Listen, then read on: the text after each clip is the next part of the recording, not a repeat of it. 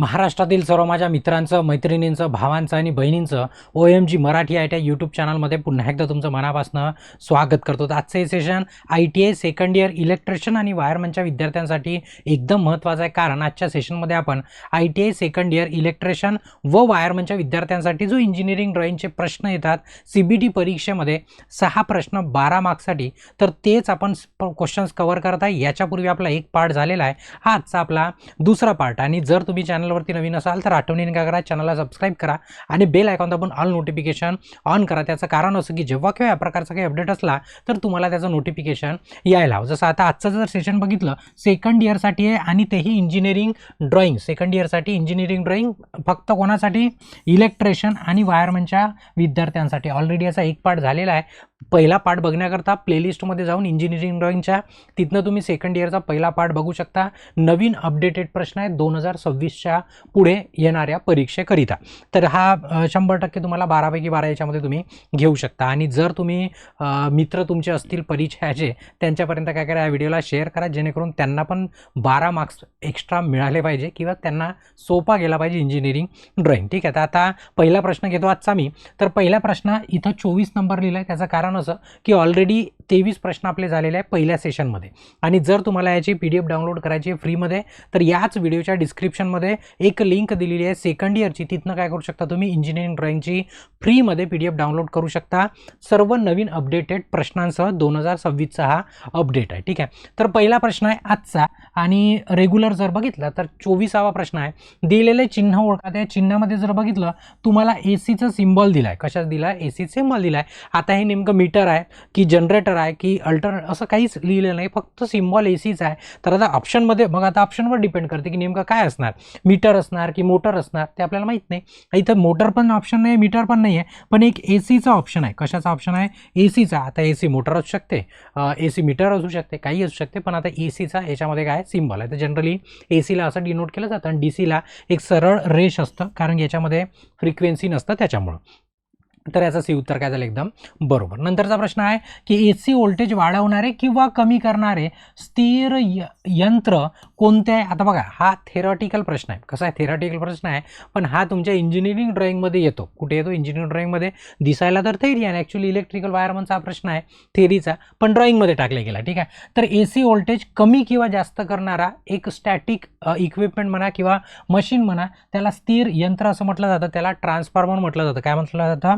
Transformer. हा transformer काय करू शकतो? व्होल्टेजला वर पण करू शकतो, म्हणजे वाढवू पण शकतो, अप पण करू शकतो आणि डाऊन पण करू शकतो, पण फक्त AC व्होल्टेजला, DC वरती तो काम करत नाही. असं त्याचं नाव आहे, त्याला म्हटलं जातं ट्रान्सफॉर्मर. नंतरचा प्रश्न आहे की DC मोटरचे प्रतीक कोणते आहे? DC. आता बघा, DC म्हटलं तर सरळ रेष येणार आणि मोटर म्हटलं तर काय येणार? यम येणार. काय येणार? यम येणार. जनरेटर म्हटलं असतं तर काय आलं असतं? G आला असतं. आता जसं आता G इथे पण आहे, पण आता AC आहे DC आहे सांगितलं नाही. ही पण मोटर आहे, पण इथं काय AC आहे, पण पहिल्या याच्यामध्ये बघा एक रेष पण दिलेली आहे आणि यम म्हणजे मोटर पण दिलेला आहे. म्हणजे आपलं हे उत्तर काय असणार? बरोबर, कारण की DC म्हटलं आहे. काय म्हटलं? DC म्हणजे डायरेक्ट करंट. त्याच्यानंतर आहे स्वयंचलित लोहामध्ये कोणता भाग उष्णता नियंत्रित करतो? आता लोह म्हणजेच त्याला काय म्हटलं आहे? आयरन म्हटलं असणार इथं. ठीक आहे. ऑटोमॅटिक आयरन म्हणजे इस्त्री म्हणतो आपण त्याला, इलेक्ट्रिक प्रेस नाही का. त्या प्रेसमध्ये कोणता भाग उष्णता नियंत्रित करतो? म्हणजे तुमची प्रेस जर तुम्ही लावली तर काही अति गरम होऊन वितळून जात नाही. ती पर्टिक्युलर टेम्परेचर आली की ती ऑटो कट होते. काय होते? ऑटो कट म्हणजे त्याला ती बंद होऊन जाते. पुन्हा थोड्या वेळाने थंड झाली पुन्हा ऑटोमॅटिक सुरू होते. हे सर्व नियंत्रण कोणाकडे असतं? तर त्याला म्हटलं जातं थर्मोस्टॅटिक स्विच म्हटलं जातं. काय म्हटलं जातं? थर्मोस्टॅटिक स्विच. ती स्विच काय करते? एक पर्टिक्युलर टेम्परेचर आलं की सप्लायला बंद करते आणि पुन्हा टेम्परेचर डाऊन झालं पुन्हा सप्लायला काय करते? ऑन करते. त्याला म्हटलं जातं थर्मोस्टॅटिक स्विच असं म्हटलं जातं. म्हणून त्याचं सी उत्तर एकदम बरोबर. त्याच्यानंतर आकृतीमध्ये A आणि B दरम्यान दर्शविलेल्या घटकाचे नाव काय? आता बघा, A कुठे लिहिलेला आहे? A इथे लिहिलेला आहे, सॉरी B इथे लिहिले आहे आणि A इथे लिहिले आहे. म्हणजे याच्या दरम्यान जो आता विचार जर केला त्याच्या दरम्यान काहीच नाही आहे. आता बनवणाऱ्याने कसं बनवलं? ॲक्च्युली A इथं दिला असता तर म्हटलं असतं याच्या दरम्यान. आता बघा, इकडल्या बाजूला गेलं, B दूर पडला, इकडे C आहे, इकडे R आहे आणि इथे दोन डायोड लावलेले आहे. काय लावलेलं आहे? डायोड D1 आणि डायोड D2. तर आता या A आणि Bच्या मधात आता बघा, विचार जर केला तर मी असं म्हणू शकत होतो की याच्या मधात C आहे आणि R आहे, पण आता कसं आहे, निम्मीवाल्याने म्हटलं की ह्याच्या मधात डायोड आहे, तर आपण पण काय म्हणायचं? याच्या मधामध्ये काय?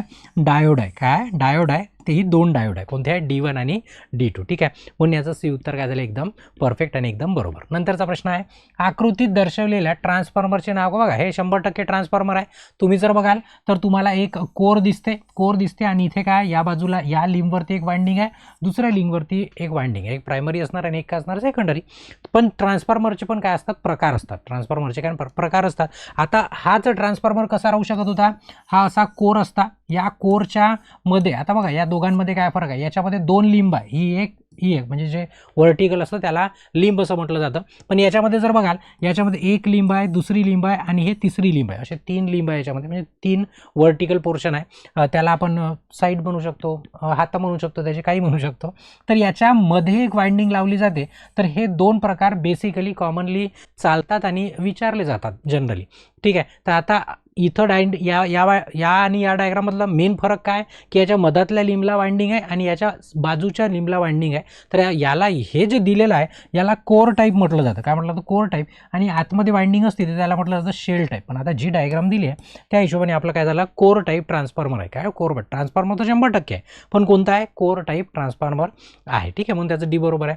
आता ही बाय मेटल ट्रिपिंग MCB आहे. MCB म्हणजे मिनिचर सर्किट ब्रेकर. त्याच्यात तुम्हाला म्हटलं आहे की एक्स दर्शविलेल्या भागाचे नाव काय? एक्स दर्शवलेला बघा, एक्स कुठे दर्शवला आहे? एक्स इथे ॲरो काढलेला आहे, इथे ॲरो काढलेला आहे. इथं जर तुम्ही बघितलं, आता कसं आहे डायग्राम क्लिअर दिसत नाही आणि दिसणार पण नाही तुम्हाला. ठीक आहे, तर याच्यामध्ये आहे ना ही वाइंडिंग आहे. ॲक्च्युअल काय वाइंडिंग आहे? वाइंडिंग म्हणजे इथं एक प्रकारचा इलेक्ट्रोमॅग्नेट आहे. काय इलेक्ट्रोमॅग्नेट? आता त्याला काय म्हटलं? त्याला सोलेनॉइड म्हटलं जातं. काय म्हटलं जातं? सोलेनॉइड म्हटलं जातं. म्हणजे इथं असं मेकॅनिझम करून आहे की याच्या आतमध्ये जो प्लंजर असणार तो प्लंजर काय होणार? पुढे मागे होणार. काय होणार? पुढे मागे होणार इलेक्ट्रोमॅग्नेटच्या सहाय्याने. त्याला सोलेनॉइड असं म्हटलं जातं. म्हणजे व्हर्टिकली म्हणा किंवा लिनियर एका डायरेक्शनमध्ये प्लंजर किंवा एखादा रॉड, प्लंजर म्हणजेच त्याला एक प्रकारचा रॉड मागे पुढे करू शकतो. ठीक आहे, तर हा कशामुळे करणार? ह्या सोलेनॉइडमुळे करणार. तिथं वाइंडिंग वगैरे, तिथं आता डायग्राम दिसत नाही आणि दिसणार पण नाही तुम्हाला. ठीक आहे, त्याचं डी उत्तर काय एकदम बरोबर आहे. ठीक आहे, नंतर आकृतीत दर्शवलेल्या चिन्हाचे नाव काय? आता चिन्ह जर बघितलं तुम्हाला तर हे कॅपॅसिटरचा सिम्बॉल आहे. कशाचा आहे? कॅपॅसिटर. आणि त्याला जर का क्रॉसमध्ये ॲरो दिला म्हणजे याचा अर्थ कॅपॅसिटरची व्हॅल्यू काय होऊ शकते? कमी जास्त होऊ शकते. कशी होऊ शकते? कमी जास्त. मग त्याला व्हेरिएबल म्हटलं जातं. काय म्हटलं? कॅपॅसिटर तर 100% आहे, पण कोणता आहे? व्हेरिएबल म्हणजे बदलता कॅपॅसिटर आहे. म्हणजे त्याची व्हॅल्यू काय करू शकतो आपण? ॲडजस्ट करू शकतो, कमी किंवा जास्ती करू शकतो. त्याच्यानंतर 3 फेज स्क्विरल केज मोटर सर्किटमध्ये बी म्हणून दर्शविलेल्या रिलेचे नाव काय? आता बी कुठे आहे? बी तुमचा इथे आहे. ठीक आहे, बी तुमचा इथे आहे. तर हा जो पोर्शन आहे इथे जो रिले लावला आहे त्या रिलेचं नाव काय असं म्हटलं आहे? तर आता हे पाठच करायचा विषय आहे, तर ना लिहिलेलं आहे ना आपल्या पुस्तकामध्ये तुम्हाला अशी डायग्राम दिसणार आहे इंजिनिअरिंग ड्रॉइंगच्या. ठीक आहे, याला म्हटलं जातं ओव्हरलोड रिले म्हटलं जातं. काय म्हटलं जातं? Overload relay. आता ओव्हरलोड जर झालं तर तो रिले काय करतो? ट्रिप करतो. त्याला ओव्हरलोड रिले असं म्हटलं जातं. ठीक आहे, तर याचं बी उत्तर काय झालं? एकदम बरोबर. नंतरचा प्रश्न आहे की आकृतीत दाखवल्याप्रमाणे वाइंडिंगचं नाव काय? आता बघा या वाइंडिंगमध्ये इथं जर बघाल ना तुम्हाला ब्रश लावलेले दिसत आहे. काय दिसत आहे? ब्रश लावलेले. तर जनरली कुठं असतात? ते आर्मेचरला असतात. कुठे असतात? आर्मेचरला. मग ते वाइंडिंग कोणते? बघा सर्वच वाइंडिंग नाही, 2 वाइंडिंगचे नाव आहे. एक टर्मिनल दिला आहे, तर याला आर्मेचर टर्मिनल म्हणला. वाइंडिंग म्हटलं, वाइंडिंगचे नाव काय? आर्मेचर वाइंडिंग ऑप्शन नाही आहे, पण आर्मेचरवाला ऑप्शन आहे. कोणता आहे? आर्मेचरवाला ऑप्शन आहे. टर्मिनल म्हटलं आहे. आता आर्मेचर टर्मिनल म्हणून आहे, तर आर्मेचर आता वाइंडिंग म्हणून. इथे ॲक्च्युअली वाइंडिंग विचारलं तर ऑप्शनमध्ये पण सर्व वाइंडिंग पाहिजे होते, पण आर्मेचरचा एकच वाइंडिंग आहे, त्याला टर्मिनल म्हटलं आहे. तर हे उत्तर याचं बी काय असणार? आर्मेचर लक्षात ठेवा, ते एकदम बरोबर असणार. त्याच्यानंतर आकृतीमध्ये दाखवलेले चिन्ह असतात बघा, इथं ओहमचं सिम्बॉल काढलेलं आहे आणि असं जेव्हा दिलेलं असतं गोल आणि असे आडवी रेष तर हे मीटर असतं. काय असतं? मीटर असतं. उभं असलं तर मोटर असतं. उभं असलं म्हणजे हेच याच 2 लाईनी जर मी अशा केल्या असत्या तर मग हे मोटरमध्ये कन्वर्ट होतं. मग कोणते? जनरेटर, मोटर काही पण होऊ शकत होतं. ठीक आहे, फिरणार आहे. पण हे आडवं असलं की त्याला मीटर म्हणतात. तर हे कोणतं मीटर आहे? याला म्हटलं जातं ओहमीटर म्हटलं जातं. काय म्हटलं जातं? ओहमीटर. आणि दिसतच आहे इथं ओहमचा सिम्बॉल दिसत आहे, मग तो काय झाला? ओहमीटर. त्याच्यानंतर आकृतीमध्ये दाखवल्याप्रमाणे परिपथाचे नाव काय? आता या आकृतीमध्ये बघा ना, बघा कॉन्सन्ट्रेशन बघा, 2-3 डायग्राम आहे एकसारख्या वाटू शकतात तुम्हाला. तर बघा काय होणार? इथे लॅम्प दिलेला आहे, याच्यात काही शंका नाही. 2-2 टर्मिनल आहे लॅम्पला, सर्वांना दिसत आहे. आणि एक न्यूट्रल आहे. आणि जेवढ्या स्विच इथे लावलेल्या आहे ना, सर्व पहिल्या स्विचपासून म्हणजे S1 पासून S4 पर्यंत पूर्ण स्विच 2 वे स्विच आहे. कशा आहे? टू वे स्विच आहे, म्हणजेच त्याला 3 टर्मिनल असतात, बरोबर. बघा सर्वांना 3 टर्मिनल आहे, तर 3 टर्मिनल आहे तेही सुरुवातीपासूनच 4 लॅम्प आहे आणि 4 स्विच आहे, 4 लॅम्प आणि 4 स्विच आहेत. याला टनेल वायरिंग म्हटलं जातं. काय म्हटलं जातं? बोगदा वायरिंग म्हटलं जातं. लक्षात ठेवा. बघा आता याच्यामध्येच आहे ना थोडा फरक येतो. एक पहिले डबल पोल स्विच आहे, double pole, single pole switch आहे तर सिंगल वे म्हणजे 1 वे, 2 टर्मिनलवाली येते. आता तीच स्विच या फेजमध्ये पण लावली जाते किंवा मग फेजला पकडून पुन्हा इकडे न्यूट्रलला पण दिली जाते. आता समोर पुन्हा एक डायग्राम आहे सांगतो, म्हणजे तुम्हाला डायग्राम सारखी वाटू शकते, तर सारखी वाटून कन्फ्युजन व्हायला नको म्हणून तुम्हाला मी सांगत आहे. ही टनेल वायरिंग आहे. लक्षात ठेवा. कंडिशन काय लक्षात ठेवा? पूर्ण 2 वे स्विच आहे आणि जेवढे लॅम्प आहे तेवढेच काय याच्यामध्ये स्विच आहे. ही गोष्ट बरोबर लक्षात ठेवा. ठीक आहे. आता हे गोडाऊन सारखीच दिसते तुम्हाला जवळजवळ, पण गोडाऊनमध्ये काय होते? एक सिंगलवाली म्हणजे 2 टर्मिनलची आपल्याला स्विच असते, 1 वे वाली. कशामध्ये? गोडाऊनमध्ये. आता कन्फ्यूज नका हो, या टनेल वायरिंग म्हणजे बोगदा वायरिंग किंवा टनेल वायरिंग. त्याच्यानंतर आकृतीमध्ये एक्स दर्शविलेल्या भागाचे नाव काय? आता एक्स इथं दाखवलेला आहे, तुम्हाला एक्स इथे दाखवलेला आहे आणि हे ग्लास ट्यूब आहे. ही काय? ग्लास ट्यूब आहे आणि हे पुन्हा बाहेरची आउटर ग्लास ट्यूब आहे, म्हणजे याच्यामध्ये 2 ग्लास ट्यूब आहे. कोणते आहे? 2 ग्लास ट्यूब आहे. तर त्या ट्यूबला आर्क ट्यूब असं म्हटलं जातं. आतमधला जो ट्यूब आहे ना तो आर्क, म्हणजे त्याच्यामध्ये काय होतं? आर्क फॉर्म होतं, आयोनायझेशन होतं, इलेक्ट्रोड आहे याच्यामध्ये, आर्क फॉर्म होतं आणि इथनं आपल्याला काय मिळतो? प्रकाश मिळतो. म्हणजे जसं मर्क्युरी वेपर लॅम्प वगैरे असतो त्या प्रकारच्या लॅम्पमध्ये असा डबल ट्यूब असते. काय असते? Double tube. ठीक आहे. तर आता याचं हे उत्तर काय झालं? Arc tube. बिलकुल बरोबर. म्हणजे या आतमधल्याला एक ट्यूब आहे, तो कशाचा? आर्क फॉर्म करायच्या कामाचा आहे. नंतरचा प्रश्न आहे ब्लॉक आकृतीचे नाव काय? आता या ब्लॉक आकृतीमध्ये जर तुम्ही बरोबर बघाल तर नावं जर बरोबर बघाल, एक दिलेला आहे रेक्टिफायर, म्हणजे इथून काय दिलं? इथून मेन दिला. मेन काय करताय? एसीला डीसी मध्ये कन्वर्ट करताय. एसीला काय करताय? डीसी मध्ये कन्वर्ट करताय. रेक्टिफायरचं काम असते. मग त्याच्यानंतर इथे बॅटरीमध्ये चालला, तर बॅटरीतून सप्लाय घेणार आणि देणार दोन्ही कामं होत आहे बॅटरीमध्ये, चालला पण आणि निघत पण आहे कारण 2 ॲरो आहे. त्याच्यानंतर काय होतं? इन्व्हर्टर आहे. इन्व्हर्टरचं काम काय? डीसीला एसीमध्ये कन्वर्ट करणं आणि मग तुमच्या लोडला देणं. म्हणजे हे कोणाचं काम दिसत आहे? म्हणजे हे जर बघितलं पूर्णपणे इन्व्हर्टर दिसत आहे तुम्हाला. काय दिसत आहे? इन्व्हर्टर दिसत आहे. पण याच्यामध्ये इन्व्हर्टर दिसत आहेत.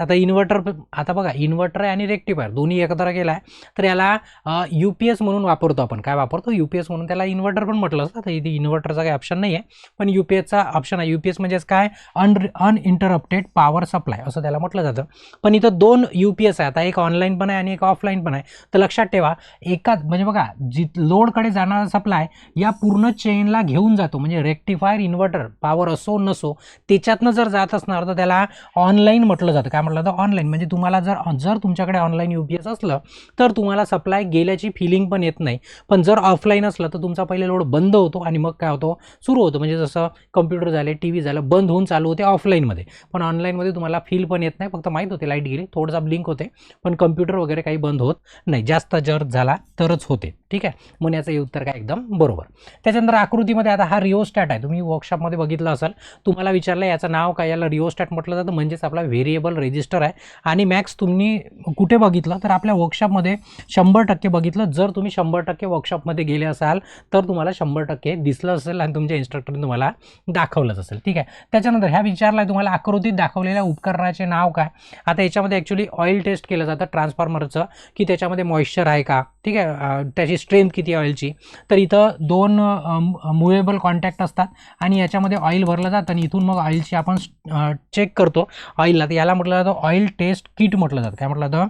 ऑइल टेस्ट किट आहे. याच्यामध्ये ऑइल भरून त्या ऑइलचं आपण टेस्ट करू शकतो किंवा त्याला चेक करू शकतो. तर ती ऑइल टेस्ट किट आहे. काय? Oil test kit. म्हणजे उत्तर काय झालं? बरोबर. नंतरचा प्रश्न आहे आकृतीमध्ये दाखवलेल्या रेजिस्टन्सचे नाव काय? आता हे सेम तुम्हाला प्रश्न आहे ना इलेक्ट्रिशियनच्या थेरीमध्ये दिसणार. कुठे दिसणार? इलेक्ट्रिशियनच्या थेरीमध्ये. तर याला काय म्हणतो बघा, याच्यामध्ये जर बघाल तर पूर्ण वायर वाऊंड केलेलं आहे आणि जर बघाल तर इथनं तुम्हाला रोटेट करायसाठी ऑप्शन पण दिलेला आहे, म्हणजे स्क्रूड्रायव्हर लागतो आणि हे काय होतात? व्हॅरी होतात. हे मागे पुढे करू शकतो, म्हणजे याला ॲडजस्ट करू शकतो. याला नाव काय?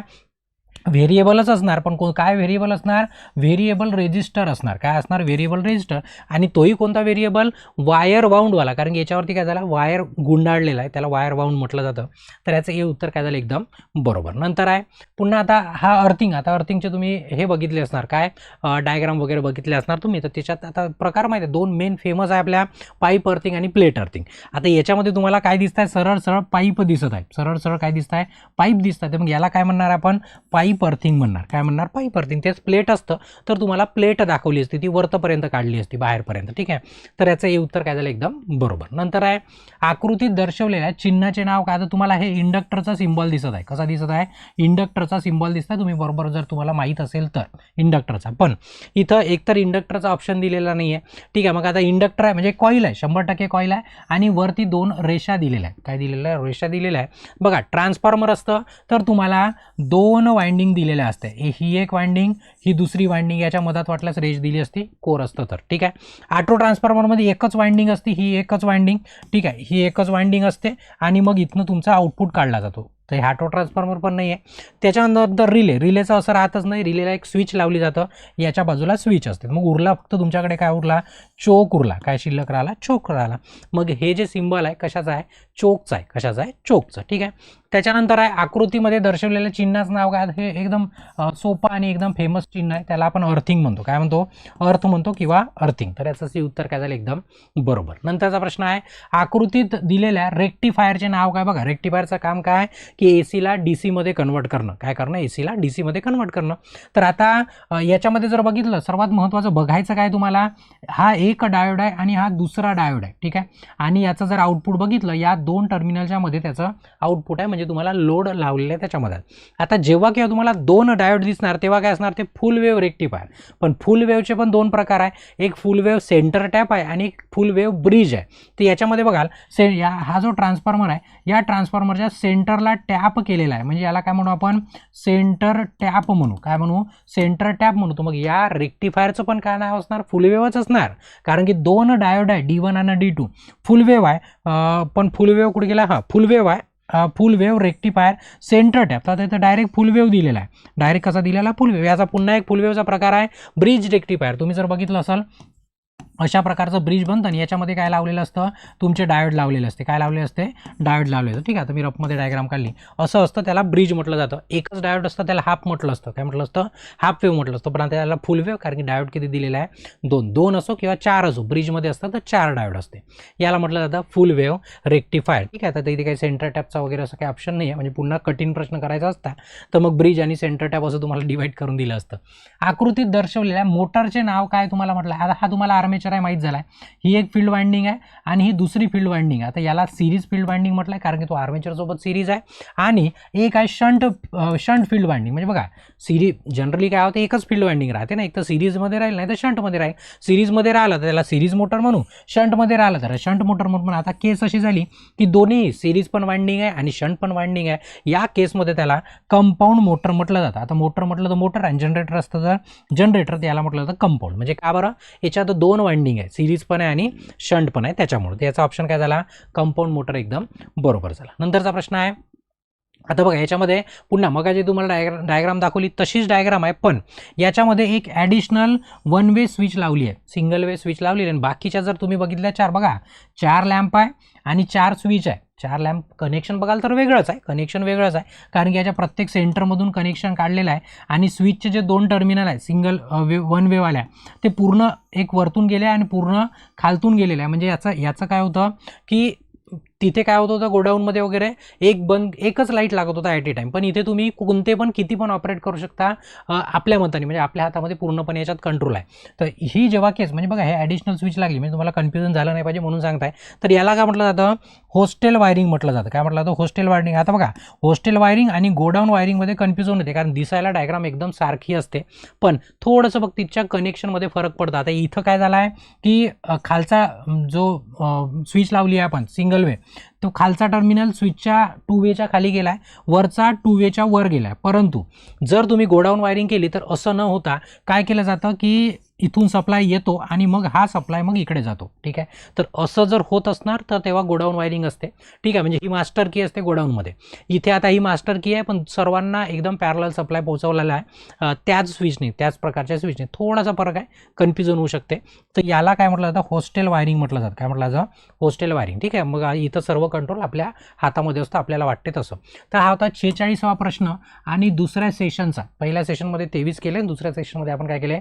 23. तर इथे इथे काय झालं, सेकंड इयरचं इंजिनिअरिंग ड्रॉइंग इलेक्ट्रिशियन वायरमॅनच्या विद्यार्थ्यांचं संपलं आणि तुम्हाला याच्यातलेच 6 प्रश्न येणार आणि तुमचे 100% 12 मार्क काय झाले, पक्के झाले. 12 मार्क काय झाले, पक्के आणि एकदम फायनल झाले. तर इथे या सेशनला थांबवतो.